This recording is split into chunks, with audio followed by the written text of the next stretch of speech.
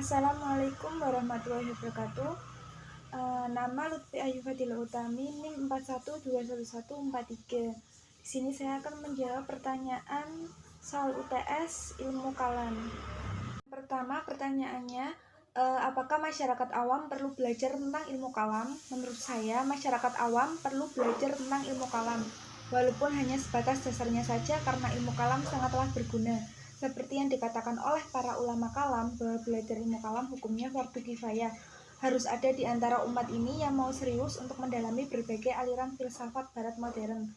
Kemudian dibongkar kelemahan mereka serta ditunjukkan mengenai kebenaran Islam. Dengan demikian, umat bisa menyadari dan tidak selalu mengikuti setiap alur bangsa barat. Metode yang diterapkan yang paling mendasar dengan membaca Al-Quran dan dikaji secara sama isi dari Al-Quran tersebut, kemudian diamalkan dan disajikan berdasarkan kemampuan daya pikir tiap individu melalui proses tahapan demi tahapan.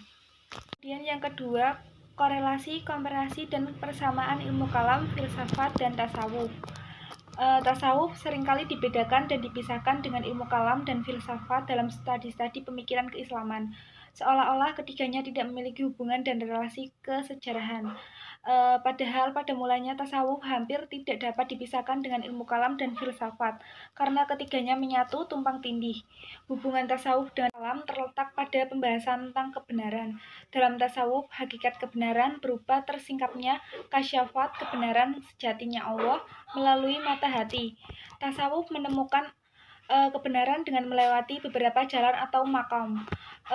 Sedangkan kebenaran dalam ilmu kalam berupa diketahuinya kebenaran ajaran agama melalui penalaran akal budi yang kemudian dirujukan kepada nas Al-Quran dan hadis. Pada ilmu kalam ditemukan pembahasan iman dan definisinya atau kekufuran dan manifestasinya serta kemunafikan dan batasannya. Sementara pada ilmu tasawuf ditemukan pembahasan jalan atau metode praktis untuk merasakan keyakinan dan ketentraman. Sementara hubungan ilmu tasawuf dengan ilmu filsafat terletak pada soal pencarian hakikat.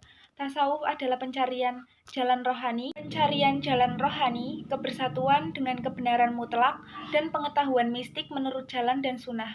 Sedangkan filsafat tidak dimaksudkan hanya filsafat peripatetik yang rasionalistik, tapi seluruh mazhab intelektual dalam kultur Islam yang telah berusaha mencapai pengetahuan mengenai sebab awal melalui daya intelek.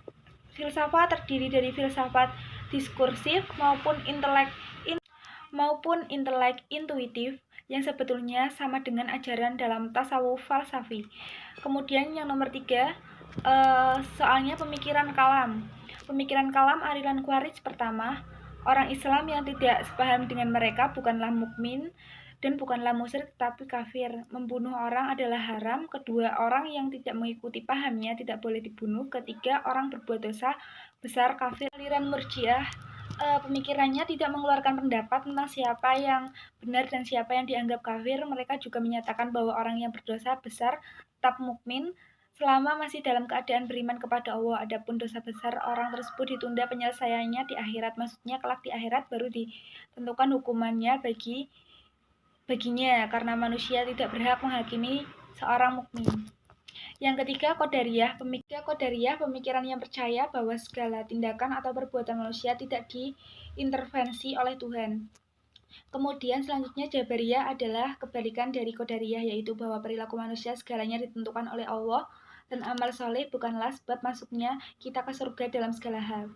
Kemudian Mu'tazilah berpandangan bahwa Tuhan telah memberikan kemerdekaan dan kebebasan bagi manusia dalam menentukan kehendak dan perbuatannya, karena Tuhan tidak absolut dalam kehendaknya, dan Tuhan mempunyai kewajiban berlaku adil, berkewajiban menempati janji, dan berkewajiban memberi rizki. Kemudian Asy'ari dan Al-Maturidi itu sama, mengedepankan akal yang memahami Al-Quran dan hadis, namun porsi yang diberikan Al-Maturidi kepada akal lebih besar daripada yang diberikan Al-Asy'ari. Menurut saya, aliran di Indonesia lebih condong kepada pemikiran Asy'ariyah.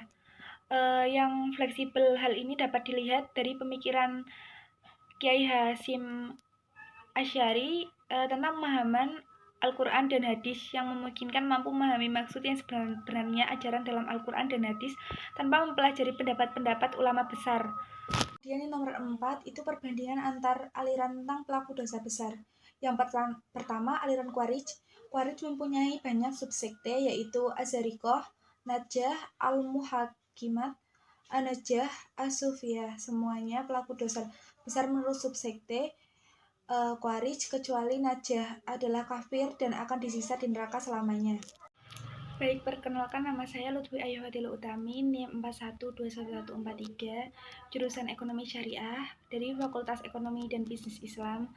Di sini saya akan menjelaskan tentang pertanyaan dari Bu Nur yang bertema Kemudian yang kedua aliran Murji'ah. Murji'ah terbagi atas dua subsekte, yaitu yang pertama Murji'ah ekstrim, mereka berpendapat pelaku dosa besar tidak akan disiksa di neraka. Kemudian yang kedua yaitu Murji'ah moderat, mereka berpendapat pelaku dosa besar tidaklah menjadi kafir meskipun mereka disiksa di neraka, ia tidak kekal di dalamnya.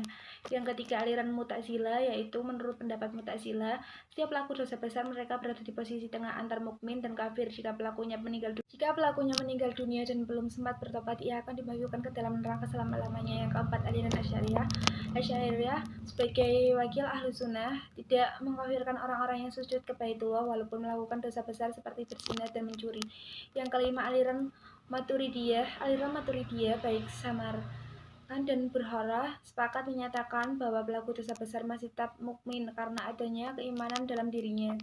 Kemudian perbandingan antar aliran tentang iman dan kufur. Aliran Khawarij yaitu iman dalam pandangan Khawarij tidak semata-mata percaya kepada Allah, mengerjakan segala kewajiban perintah agama juga merupakan bagian dari keimanan. Semua perbuatan yang berbau religius termasuk di dalamnya masalah kekuasaan adalah bagian dari keimanan. Yang kedua aliran Murji'ah.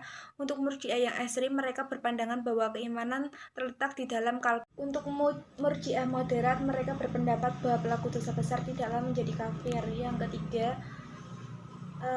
ketiga aliran Mu'tazilah. Seluruh pemikiran Mu'tazilah sepakat bahwa amal perbuatan merupakan salah satu unsur terpenting dalam konsep iman, bahkan hampir mengidentifikasikan dengan iman.